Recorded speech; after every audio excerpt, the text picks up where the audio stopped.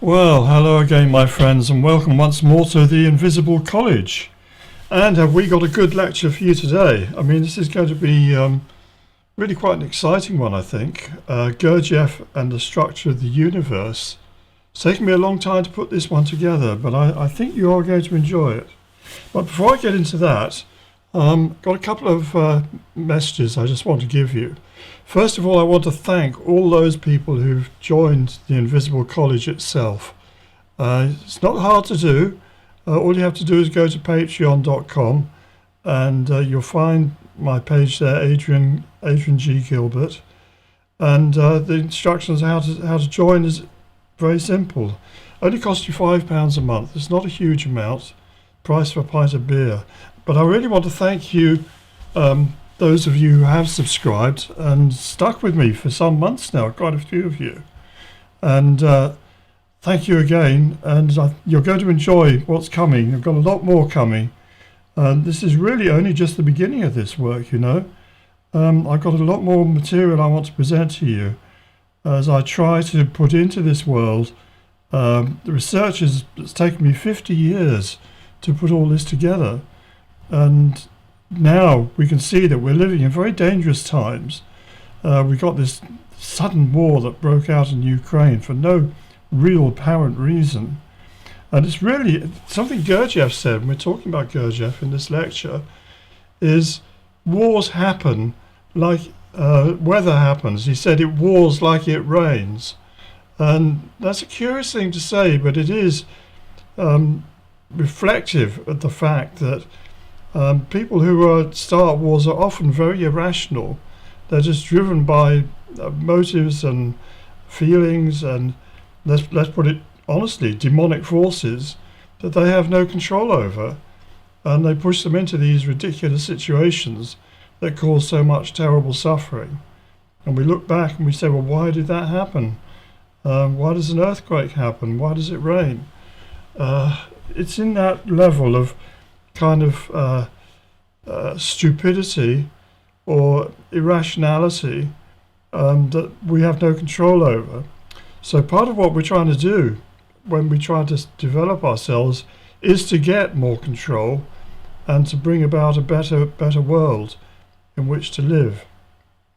Now, before I go on, I'm also trying to get more people to subscribe to the channel. We're up to 812, 13, I think, at the moment. I need to get it up to 1,000 before YouTube start taking you seriously. So we haven't got that far to go. Another, 197, something like that, to get there.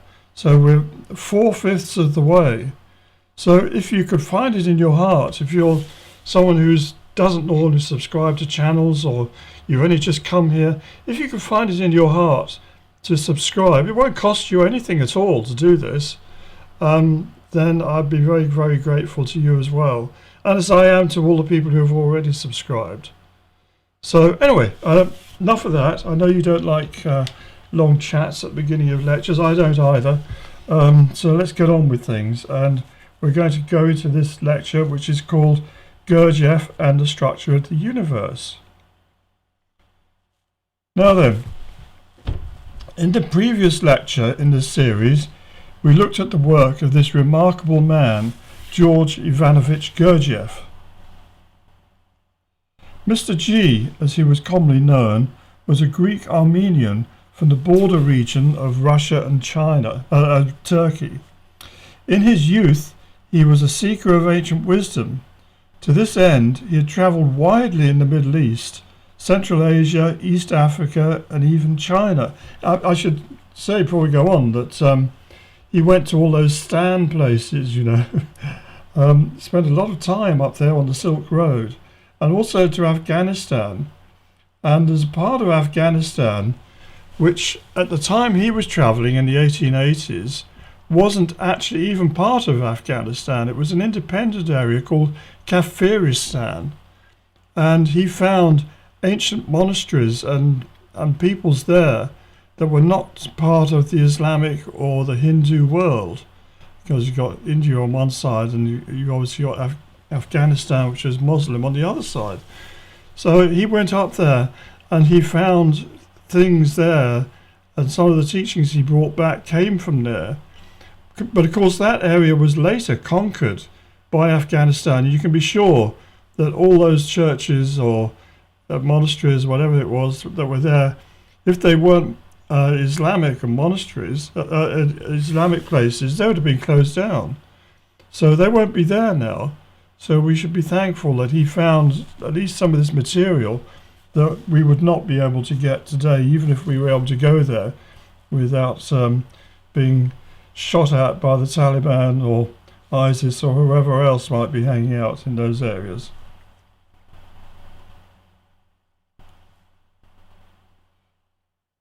Now, he formed what he had learned into a system of ideas which he subsequently taught his followers from all over the world.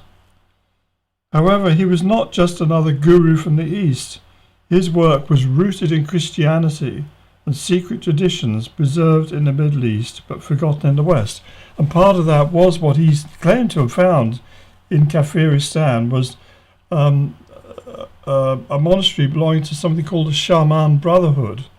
And this was a Christian brotherhood formed way back in sort of the early centuries of Christianity in what was then part of the Roman Empire in Edessa, which was now called the city, what's now called Sanliurfa, which was a Christian city of Armenians actually at the time. And the Emperor Zeno, I think it was 449 AD, threw out the brotherhood, this brotherhood, Sarman Brotherhood, who were known as the School of the Persians. And they went to a place called Nisibis, which I've been to, which is further up the road, going eastwards.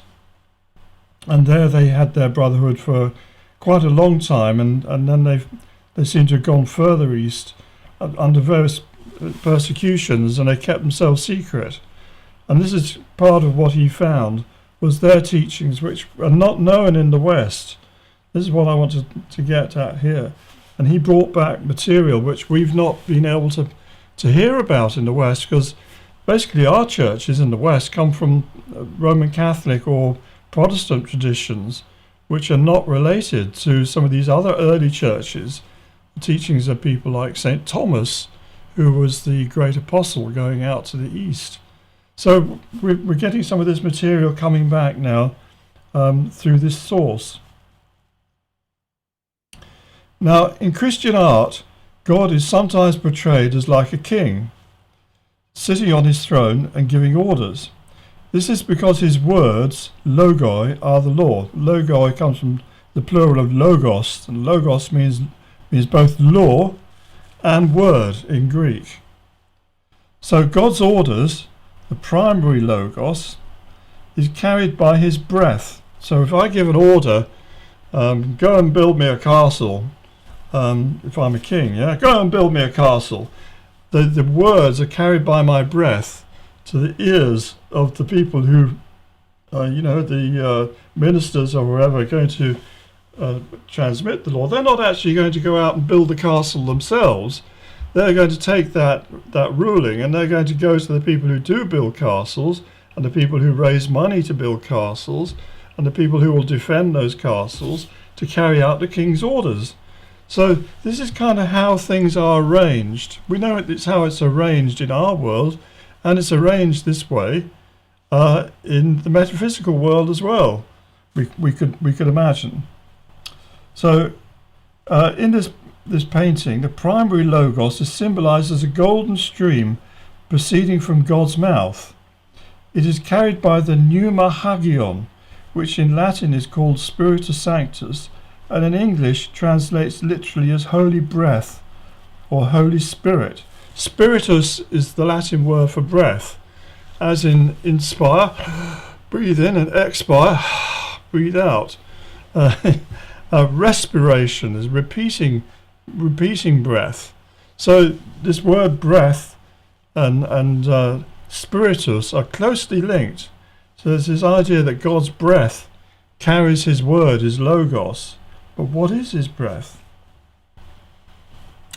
Thus God brings the universe into being by issuing orders that are carried on his breath, whatever his breath might be. And that's kind of what we're going to look at here in this lecture, in part anyway. Now, there's a secret teaching I want to give you concerning matryoshka dolls. You've all seen these Russian dolls, I'm sure, where you have one doll that goes inside another, in another, and another, and another, and all the way up. A very popular toy. Well, God's orders are subsequently carried out by subordinate cosmoses. Each cosmos or world is complete unto itself. The cosmoses nest together like Russian dolls. That's these Matryoshka or whatever it's called dolls.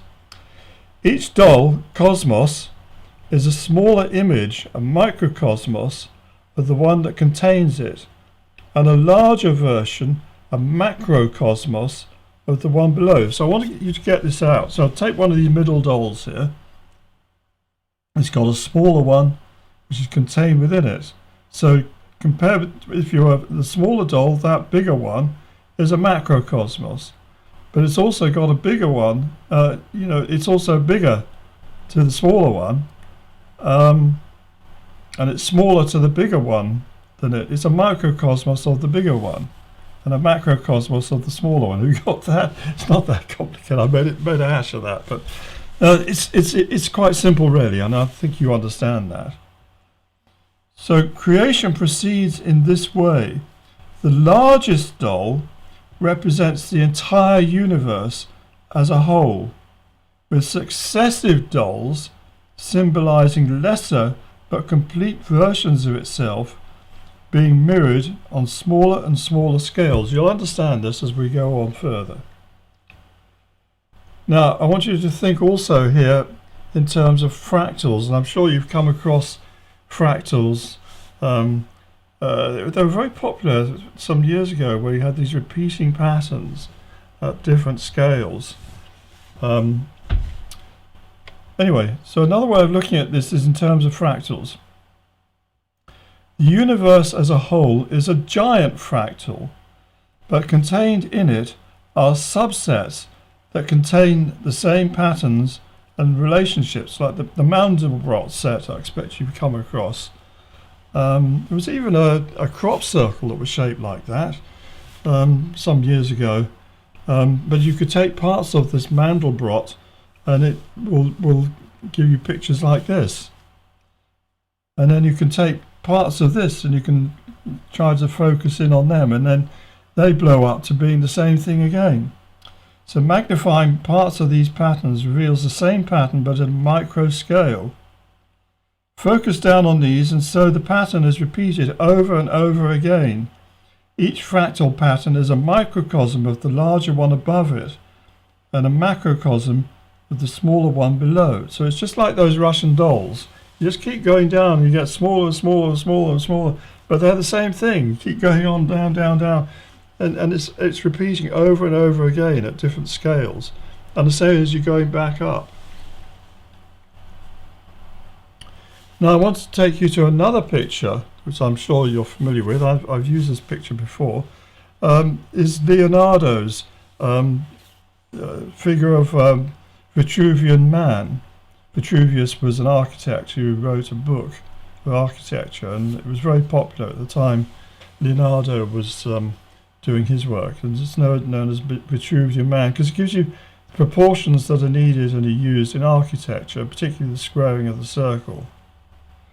But we see the same thing happening when we look at the design of the human body. And the Egyptians, of course, were very into this idea that the body gives the measures of all the different units of measure that they needed. Obviously, we have things like the finger and a hand. We count horses in hands, don't we? Have foot, the measure of a foot, or the measure of a forearm, which is what's called a cubit, and so on. And the span of two hands held out is roughly 6 foot. So it's we still know these things, but we don't use them anymore. We've got caught up in the doing everything with meters, where you lose a lot of the perfection of nature, if I can call it that way, that you would find if you stuck with the imperial units. But that's another lecture for another time. So the whole is portrayed in its parts. All our cells, though different in function, are really the same in essence. They have the same DNA, which we receive at conception from our parents. So every cell in your body is, in a sense, a microcosm of you. It contains all of the genetic programming that your entire body is made from. So, and your body has come out of a singularity. It's come out of an egg, and the egg has grown and hatched to become you. We might not hatch eggs outside our bodies like birds and reptiles do, but the eggs are hatched inside your mother, and then the little hatchling grows inside her womb, and is born fully formed. Now we're told in the Bible that man is made in the image of his Father in heaven, and this is because he carries within him the image of the cosmic man or divine archetype. I want you to dwell on those words for a minute. We're told in the Bible that man is made in the image of his Father in heaven. This is because he carries within him the image of the cosmic man or divine archetype. Now that's not meaning that God is this great big man sitting on a throne somewhere with a long white beard and we look like him.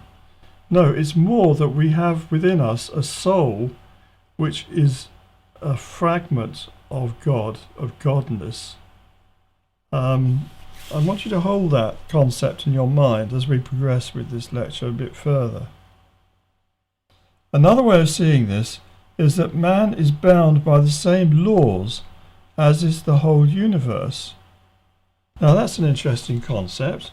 When we're doing astrophysics or space travel, we assume that the same laws, the laws of motion, the laws of gravity, the laws of everything that's been worked out with physics on this planet, apply throughout the solar system and we presume throughout the universe. And actually we know that these laws of motion and so on do apply throughout the solar system. If that were not so, we would not be able to send spacecraft out to distant bodies. It's only because the same laws of motion and acceleration and deceleration of gravity and so on apply throughout the solar system that we're able to do that. Otherwise, it'd be hit and miss whether we were able to send a craft to the moon or let alone to Jupiter or Saturn or whatever. So man is born from a single egg, his body growing to be a universe in its own right. So think of your body as being a universe in its own right. To your cells, you are a universe. He himself is a microcosm of the macrocosm. Just as the greater universe manifests the consciousness and will of God, so man's little universe, his body, manifests the will and consciousness of his soul, the divine spark that comes from and is God. So this is one of the deeper teachings of mysticism, and it's not just actually Christianity. You'll find this a lot in Hindu and Buddhism teachings, and you'll find it in other teachings.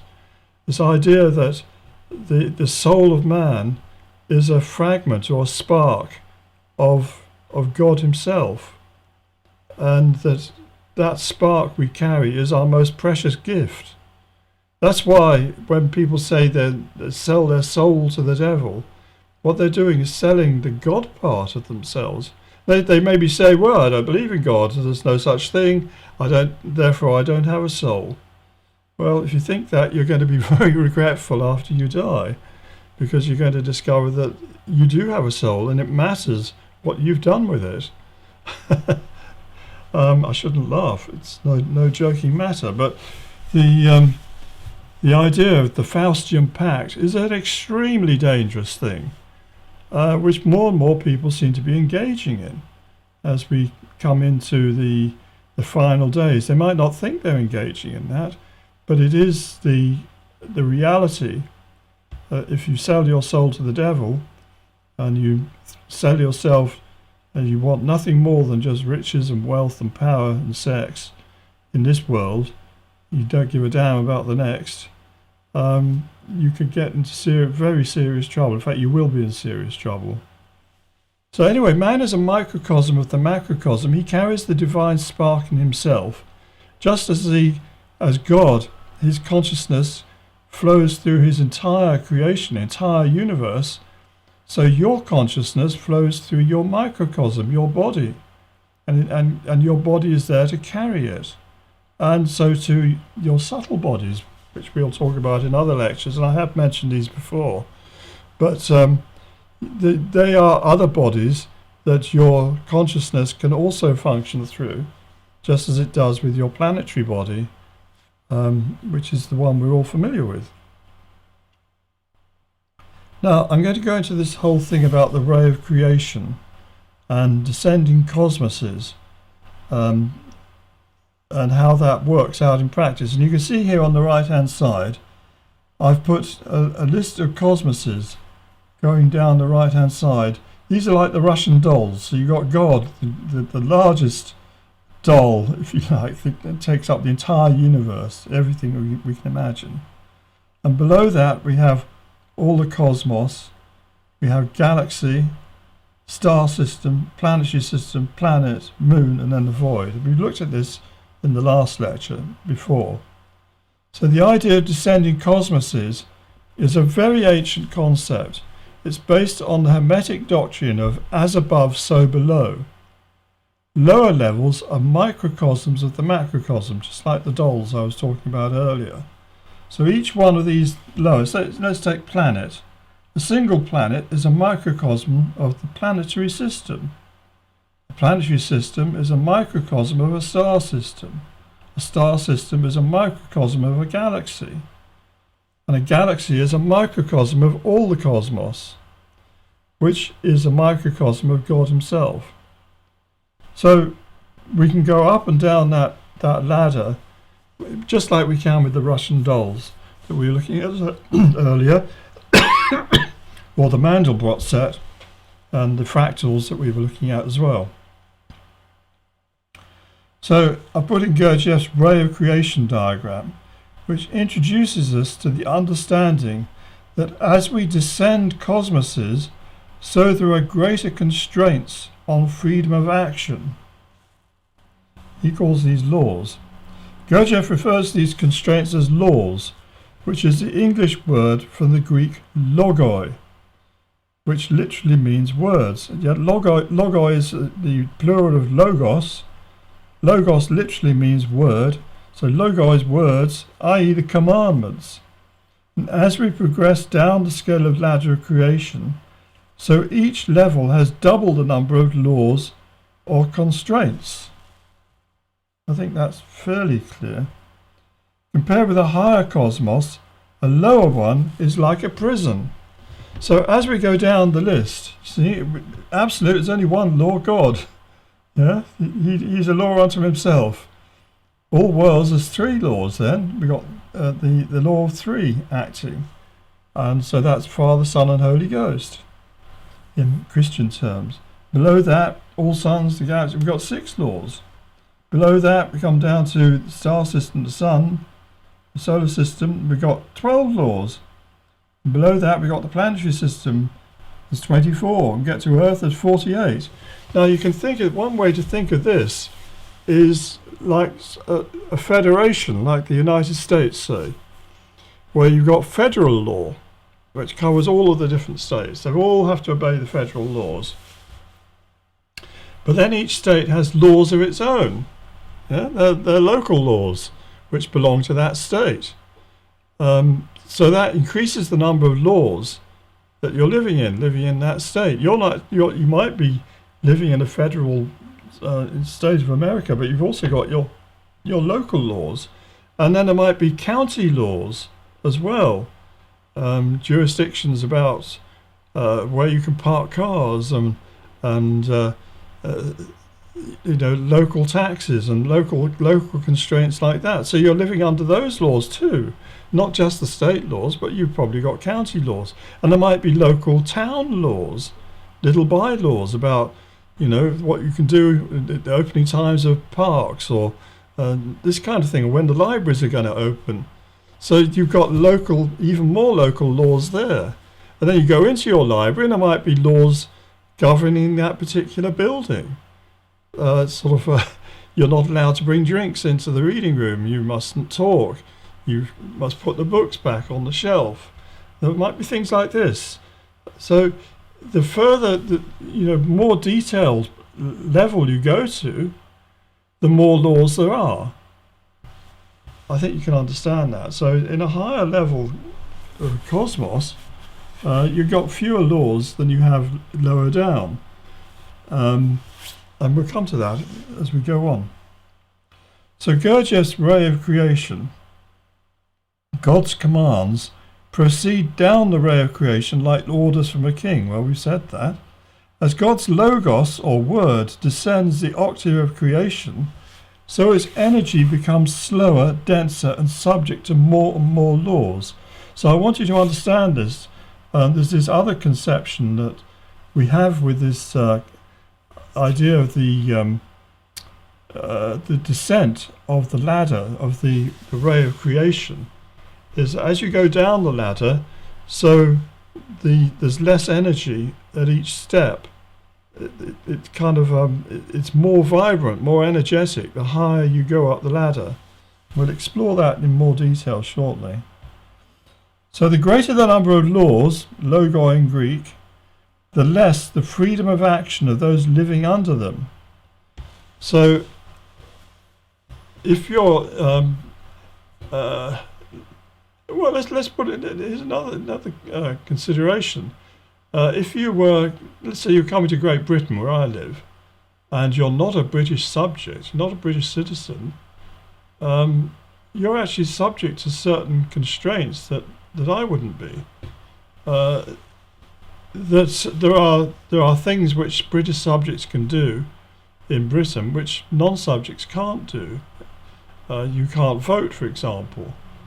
You shouldn't, or perhaps you can these days, but normally speaking, you wouldn't be able to get benefits like unemployment benefit because you're not a citizen.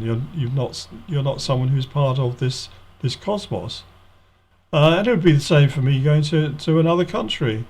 In fact, I've experienced this going to other countries, that you don't have the same freedoms that a citizen of that country has. For instance, if I go to India, I'm not allowed to go and buy property. I couldn't buy a house in India. It's not allowed. I'm not allowed to own land, property, unless you are an Indian citizen. I don't think we have that same ruling here. Perhaps we should, but that's certainly true there. So there are differences in laws and the number of laws that you live under.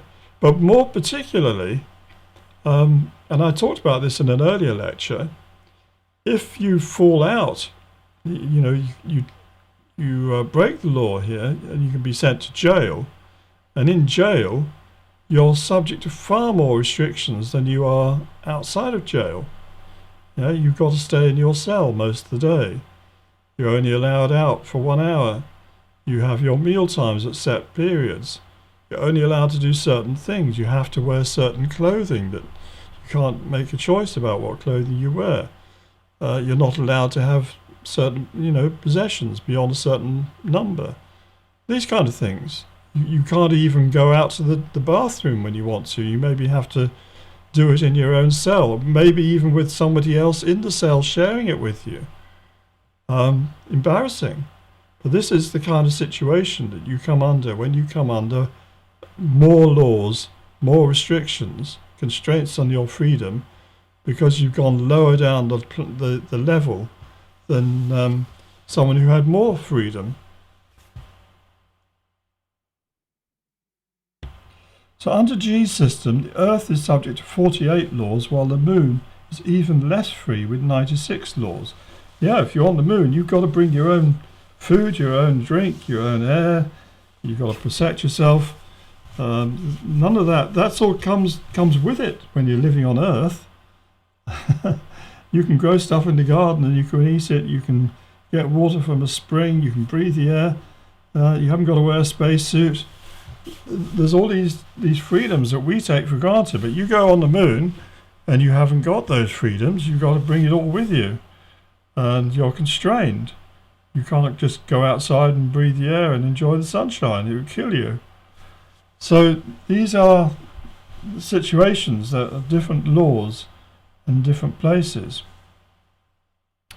Now, modern science tries to pretend that it is possible to have electromagnetic waves without a medium to carry them. This is a logical fallacy. There has to be an electromagnetic medium that can vibrate.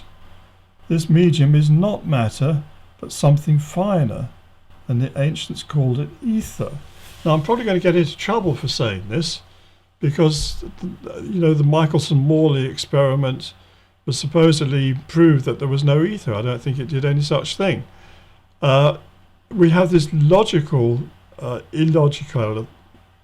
would you put it, fallacy, that you can transmit a wave without something that is carrying that wave. Now, I can't send a wave in water if there's no water. I can't send a wave in air if there's no air. I can't send a wave through a solid if there's no solid there. So to the idea that you can transmit light as a wave function, as a waveform, you all know that it's a sine wave, can be represented as that. And it's electromagnetic radiation, in fact. It's a fluctuating electrical and magnetic field. But how can you have a fluctuating field, with nothing that fluctuates? There's got to be something there. It's got to be something that is magnetizable or electrostaticable that can fluctuate. And that something is what in ancient times was often referred to as the ether. Now, in ancient alchemy, it's understood there was a property that we would today call electricity. They call this mercurius and recognized that it was bipolar. So I'm not saying that they had wires and batteries and generators and were doing stuff with electricity the way that we would, but they certainly knew that there was this property, that carried magnetism. They were well familiar with magnets, and that this property somehow was manifested inside our bodies as well, that there was kind of an animal magnetism. They knew that. And they understood that there are chemical bonds in chemicals, and that this was to do with polarities between some things which are alkaline and other things which were metals. They could understand that.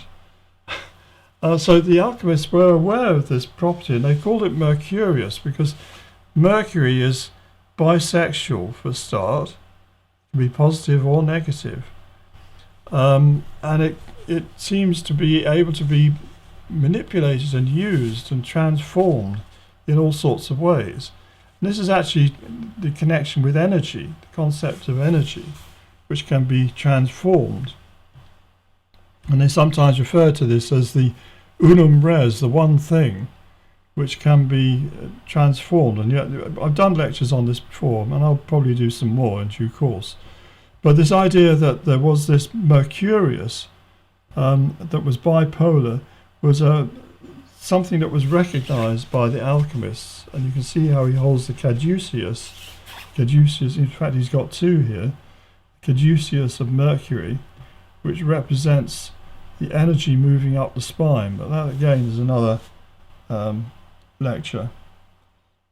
This bipolar property manifests as the force of attraction between men and women, sexual force, but is really much more than this. Yes, we all know about sexual force. So sometimes, when you're a young man, not so much as you get older, I have to tell you, but when you're a young man or a young woman and you meet someone who's on the right frequency for you, your type, let's call it, you feel this magnetic attraction, sexual attraction. If they're not on your frequency, not of your type, then you probably won't feel that. But certainly there are certain people you meet, and we call this falling in love at first sight. And it's because there is this magnetic attraction between certain frequencies and energies. And it's the Mercurius in you that's doing this. It's present throughout the universe and manifests as the law of polarity, positive and negative, yang and yin, male and female, light and dark, and so on.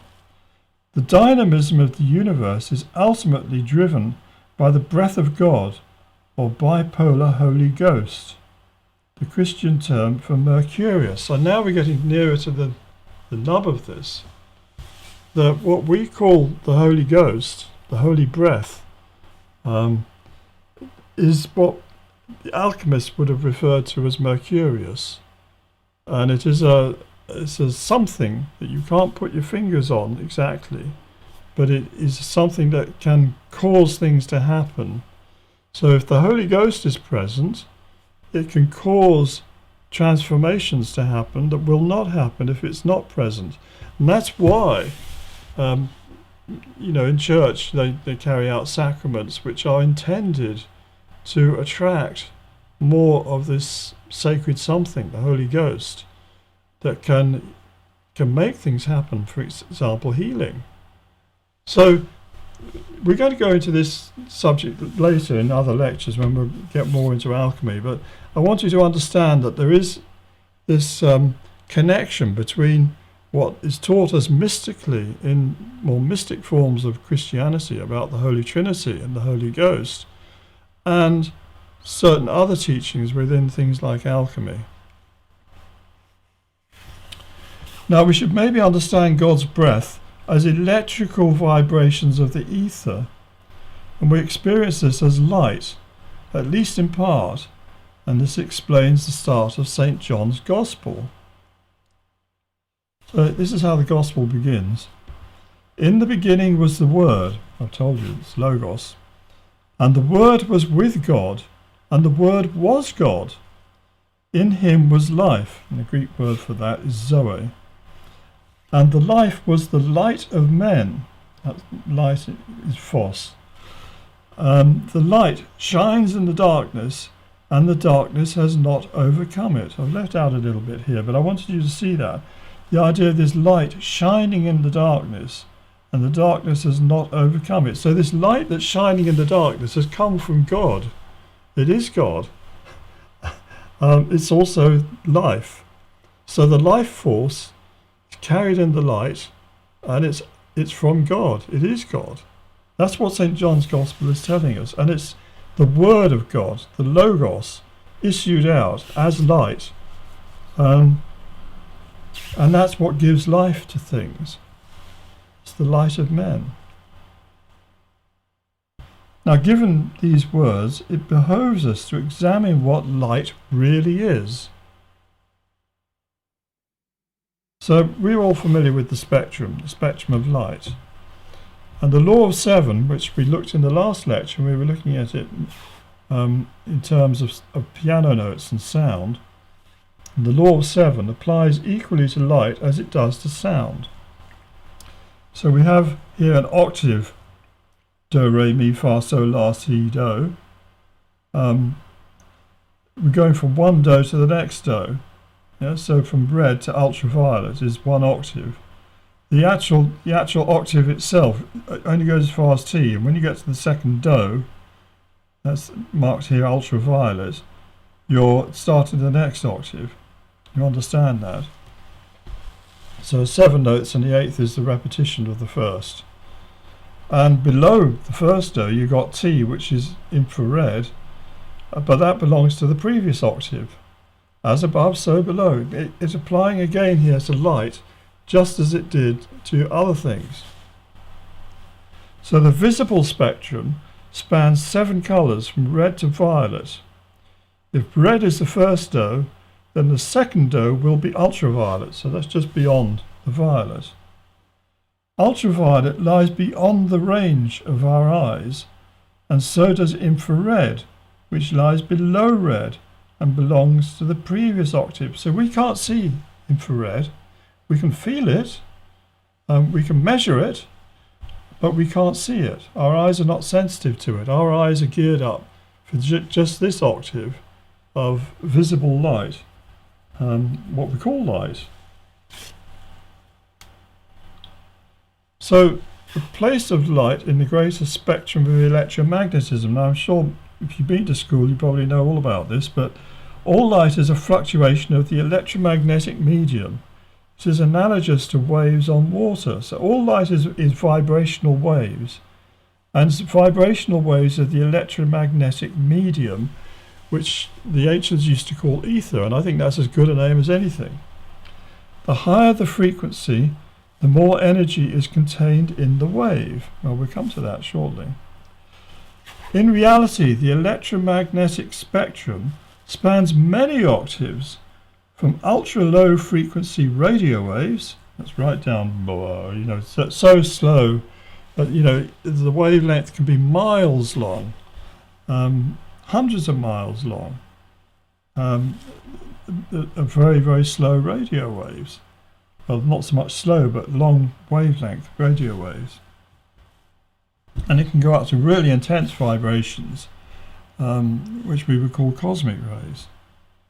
So in reality, the electromagnetic spectrum spans many octaves from ultra-low frequency radio waves through the many octaves of medium, short and very short radio waves, microwaves and infrared radiation, visible light, ultraviolet light, through X-rays, gamma rays and cosmic waves. So it goes all the way. There's all these different spectrums of electromagnetic radiation. And these waves are all fluctuations of the ether. So this ether is very busy, isn't it?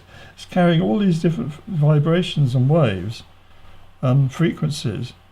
And you can tune into different ones, just as you do with a radio set. You can tune in, your eyes tune in on different wavelengths of light. You can tune your radio set, as I said. We need radio telescopes to tune in on the lower frequencies of radio waves. We've got X-ray machines that can measure X-rays, and gamma rays, we can measure them. So we can't see them. They might damage us, or some of them just go straight through us. But we can measure them with different types of machines. It's all a question of tuning forks. That you've heard the story of the tuning forks. You have 2 tuning forks, the same frequency. You bang one, boom, and you hold the other one, it can be the other end of the room, and it will start vibrating in frequency with the first one because they are tuned to one another. And that's exactly how your radio or television works. That's how it can pick up signals. Now, the relationship between the frequency of an electromagnetic wave and its frequency, hertz or CPS, sorry, I should have said the energy, was formulated by Max Planck in 1900. This was the birth of quantum physics. Planck asserted that light energy is quantized into discrete amounts. The amount of energy carried depends on the wavelength. So this is what one of Planck's greatest discoveries was this, that light is quantized according to certain frequencies, and that the different frequencies have different amounts of energy. So Planck's law is expressed as E equals h nu, where h is Planck's constant, and nu, that's the Greek letter n, nu, it's not a v, it's a nu, is the frequency of the electromagnetic wave. So E equals h nu. So the spectrum of red light begins around 4.0 times 10 to the 14 hertz. Hertz is cycles per second. Ultraviolet light has twice this frequency, beginning at 8.0 times 10 to the 14 Hertz. So using Planck's law, we can quickly see that ultraviolet light, that's at 8 as opposed to 4, has at least twice the energy of red light. In other words, it's an octave higher. So if that red light is a do, then that ultraviolet light is a do, and the two are exactly twice the frequency of the other. And we talked a lot about that in the last lecture, but this is showing you how it is actually worked out in terms of physics. By analogy, the Earth is more energetic than the Moon, but less so than the Sun, which is less than the Milky Way, and so on. Now, I know that doesn't exactly follow from what we've just been saying here, but you'll see what I'm getting at in a minute. We know that energy is stored in matter in the form of mass. Einstein's famous equation for the conversion of matter into energy is E equals mc squared. Now, who doesn't know that? If you don't know that, you've been asleep. The most famous equation in the whole of physics, E equals mc squared. Here, m represents mass. And by the way, we don't actually know what mass is. It's a quantity that we measure, but we don't really know what it is. And we know that c is the speed of light. I think that's 186,000 miles per second, I seem to remember. I don't know what that would be in metric, but I'm sure someone will tell us. So c is the speed of light, and E is the energy released if the matter is destroyed. So you can convert that matter into energy, and this is what nuclear physics is all about, is turning matter into energy. It's also what atomic bombs is all about as well. Vast amounts of energy contained in matter. When we combine Einstein's equation with that of Max Planck, we get a relationship between matter and quantum physics. E equals mc squared equals h nu. So you can convert mc squared into h nu. In other words, light and matter are interconvertible. Or, to put it in another way, matter is condensed light. But how does this manifest in practice? And we're going to look into that in the next lecture in this series. Now, before we go into that, I want to go back here to Gurdjieff's ray of creation, which I've put with a bit more detail to it. So on the right hand side here, we've got our God, Trinity, Galaxy, Star System, Planetary System, Planet, Moon and Void. And we've got our absolute, all worlds, all suns, sun, all planets, Earth, Moon, absolute. And we got our increasing numbers of laws as we go down. Restrictions, constraints, 1, 3, 6, 12, 24, 48, 96. Now I want to compare that with the different types of radiation which are associated with those levels. So going down the ray of creation from the absolute Godhead down to the moon can be seen as moving from higher frequencies to lower as light, i.e. electromagnetic emanation, decreases in energy and materializes. Well, that's an interesting thought, isn't it? So right up there near the top we've got the cosmic rays, and nobody knows what causes cosmic rays. They're a big mystery. And below that we've got gamma rays. Well, we know that those come out in quantity from the center of the galaxy. We've got X-rays. Well, the sun produces X-rays from time to time, puts out these big eruptions on its surface, and everyone's worried then that there's going to be this emission of X-rays that's going to destroy all the electrical equipment on Earth, or it can destroy satellites and ruin them because of all the X-rays coming off. And if you were in space and you're in the space station, you need to be in a position where you're being shielded from the X-rays, and they have methods for doing this, but again, that's another subject. Ultraviolet, well, we know all about ultraviolet. We get that from our sun. We get that regularly on planet Earth. We know that we have to put on sun blockers if we don't want to get sunburnt, or stay out of the sun at midday when it's that strong. Light, yes, light, we know all about light. Ordinary light, visible light, it's needed for anything to grow, and we need it to get a suntan and to make vitamin D. So it's very useful stuff, light. And below that, microwaves. Well, is the moon emitting microwaves? I don't know, but certainly microwaves are associated with heating up water, aren't they? Your microwave oven does that. Does the moon emit waves which heat up water? The moon certainly affects water. I don't know. Radio waves, well, they come out of the void, don't they? So there are things which do emit radio waves in space, and again, very mysterious. So we know from observation that cosmic rays are higher energy than gamma rays, which are higher energy than X-rays, which are higher energy than ultraviolet rays, which are higher than visible light, which are higher than infrared, and so on down the scale. So we've got higher frequency there, going down to lower frequency, lower energy I should say. Well, this is lower frequency as well. So the lower energy at the bottom and the higher energy at the top. I hope you're enjoying this, because I am. Now this figure here we got here, that's taken from a book by Michael Mayer called Atalanta Fugiens, The Flight of Atalanta. And it's actually he's hidden ideas and knowledge within this drawing, which is nothing really to do with Atalanta herself.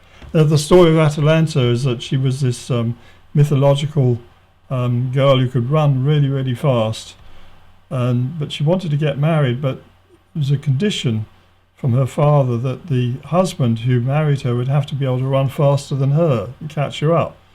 So the invitation went out for young men to come and compete, and if they could catch up with his daughter, then she would marry them.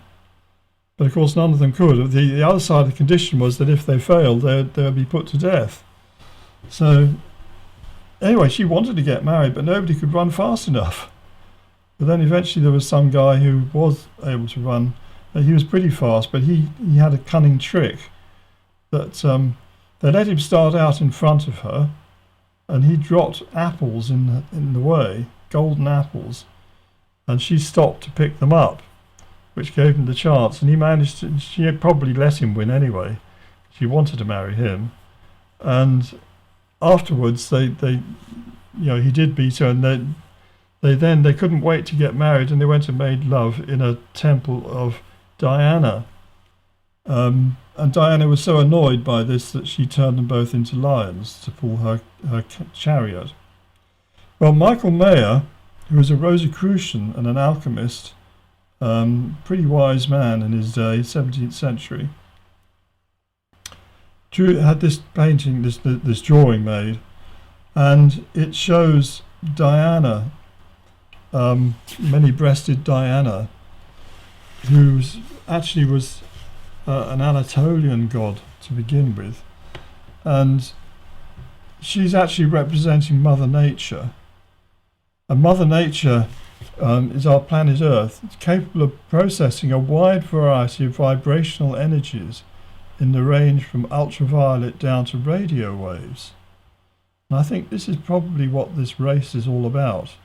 It's raising your vibrations to the right level.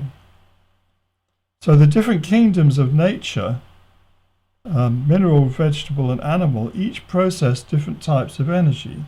So you can see here on this pillar that this figure of Diana is on. Lower down there you can see there's the mineral kingdom, various stones and corals and things. And then above that we've got the vegetable kingdom, plants of one sort or another, flowers. And then above that we got animal kingdom. Interestingly, that includes unicorn, right? There's an eagle in the middle there, There's various kinds of horned things. There's a horse on the other end there. There's even a figure of a man. Isn't that interesting there in the animal kingdom? And then we got below her, there's this furnace, and there's this little cherub who's stuffing things in there to recycle it. It's a recycling oven, and that's what the earth is. The earth recycles materials from the past to be used again in the future. We're only just cottoning onto this here now with recycling. You put your recycling bin out and the council come and collect it. But the earth's been doing that for millions of years. And meanwhile, there's also here shown an alchemical athanor. That's that vessel there on the right, with a retort and a flask. And what that's all about is about the transformation of energies in yourself to raise energy within you that can be crystallized to form higher bodies. And this is what philosophical alchemy is all about. So nature is likened to an alchemical athanor where matter is transformed from base metal to gold. And at the top here we see the lions, and I think in this case they symbolize the solar level. The lion is linked with the sun, so transforming a higher level than nature herself. So this is the idea of this is that if you can succeed in doing this, in transforming energies and raising them up, you can make a higher body which is capable of going to the sun, as the lion level there. This is all part of the secret doctrine of alchemy, which wasn't talked openly, because if you talked about these kind of ideas openly back in the 17th century, you wouldn't be transforming any energies. You'd find yourself put on the bonfire and burnt at the stake. So they had to be very careful what they said. So they couched it in terms which weren't obvious except to fellow alchemists who would know what they were talking about. Now then, I want to look at something else here, which is to do with the Earth's position within the solar system itself. And we can see that the Earth is a higher, more developed planet. The Mercury is there in the bottom right there. It's a very pockmarked planet. It looks rather like the Moon, in fact, doesn't it? Except it's quite coloured. And it's a very difficult planet to go to, by the way.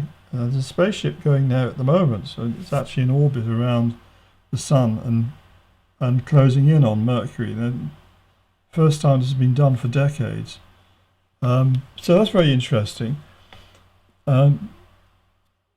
So Earth is a higher, more developed planet than Mercury, which is really a moon of the Sun. So you can think of Mercury as being more like a moon of the Sun. It's also higher than Venus. That's the Earth. The Earth is higher than Venus and Mars, neither of which are yet capable of supporting life and maybe never will. Venus might eventually, but it's almost the same size. I haven't got them in the right proportions here, but Venus is almost the same size as the Earth. It's the planet that's nearest to us, both physically and in terms of its size and composition. But at the moment it's far too hot, and it's got an atmosphere of sulfuric acid, so it's not somewhere you'd really want to go to. You wouldn't be able to land on it without catching fire, and you wouldn't be able to breathe this atmosphere without burning out your lungs instantly. So it's not somewhere to go for a summer holiday. Mars is a bit more promising in a way, except it's extremely cold, colder than Antarctica, and it's a long way off from the sun, and there's not much air. There's only 1% atmosphere, and that's mostly carbon dioxide, so you can't breathe that either. But at least you can walk on the surface if you've got thick enough boots, and as long as you've got a decent spacesuit with breathing apparatus and so on, yes, you might be able to go to Mars, and Elon Musk is very keen to build a colony there. But they're going to have to take everything they need from Earth, and to get it to be self-supporting is going to be a massive task. But, he's a man with a lot of willpower, isn't he? So maybe they'll be successful. But would you want to live there? I wouldn't. But there you go. So Earth seems to be higher than all of these planets. So planet Earth, which is affectionately known as Mother Nature, sits in the midst of creation. There's another image here of Mother Earth, and I've shown you this image before in other lectures. And you can see her, Mother Earth, as this naked female figure, and she's the mother of all living things. So her milk is pouring from her breast to feed her creations, her children, the animals and the vegetables and the minerals and the people, everything there. And she's linked to God. The God is shown as this cloud here at the top with the tetragrammaton, Yod He Vav He, in a cloud there, linked by a chain to her wrist. So she's linked to God. And she has the ape of creation, who's sitting on the planet here, and she's got him on a leash, on a chain himself. He represents mankind. So she's quite a high planet in that she can support life forms and therefore process energies higher than is possible with just a rocky body like the Moon or Mars. However, she has mankind captive in what for us is really a prison. Now I want you to understand that. This Earth is our prison. It might seem a very comfortable prison, sometimes anyway, when you're able to go to Ibiza on holiday and you can drink sangria on the beach. You might think, well, this is no prison, this is a joy. But it's a very difficult place. It's a place of death as well as life. It lives by one thing eating another, and it's a place where it wars like it rains. It's a dangerous place, but we are held here in prison by Mother Earth and we can't get off. Because we're asleep to our divine nature, the soul, and are captivated by illusory science, and that's what this ape is doing. You can't see it clearly here, I've done this in the previous lecture. He's actually studying the world with a pair of dividers and compasses and trying to work out things. He symbolises our science and our desire to learn the laws of physics, but oblivious of our position, where we really are. We're in jail. Because we're asleep to our divine nature. So we're like so many performing monkeys. Yeah? She's the organ grinder and we're the organ grinder's monkey. To gain freedom, we must cut the umbilical cord that ties us to nature. We must wake up to our predicament and remember that we are souls made in the image of God. That's right, we are. Now the gaseous giants, Jupiter, Saturn, Uranus and Neptune, would appear to be higher planets than the Earth. I don't know if you ever heard anyone say that, but they appear to be higher planets than the Earth. Recently, flybys of Jupiter, Saturn and Neptune reveal they give out a lot more energy than they receive as light from the Sun. The implication is that they generate energy from other sources. Uranus is different in this respect and doesn't appear to give out more energy. It's a sort of transitional planet. Although they don't support organic life, they do process higher level vibrations. They have many moons and seem to be borderline stars in their own right. In fact, there is a theory that these planets, at least the two larger ones, Jupiter and Saturn, were in fact brown dwarf stars and were captured by the Sun and incorporated into the solar system as planets. So a sort of reverse polarity. I'll talk about that theory sometime later when we start getting onto the electric universe theory. I think it is quite an interesting theory. I'm not altogether agreeing with everything that is proposed on that subject, but I think it is an interesting theory and it's something that we should take into account. So even if we want to, we cannot visit these planets in our bodies. Very likely beneath their dense atmospheres there is a rocky core to each of these bodies.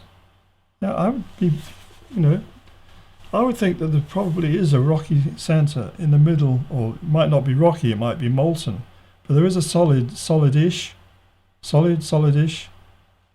body in the middle of these planets, just as there are with other planets. That all we're looking at is the atmosphere. We can't see beyond the atmosphere because it's so dense, and the huge atmospheres around these planets.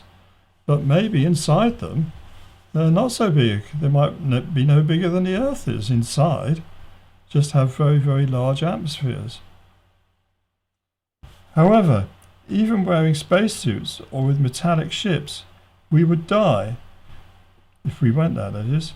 We'd be immediately crushed and destroyed by their gravitational pull, the weight of their atmospheres, their extreme electromagnetic presence. They've got massive magnetic fields and huge storms going on, particularly in Jupiter, massive electrical storms going on, and tremendous storms.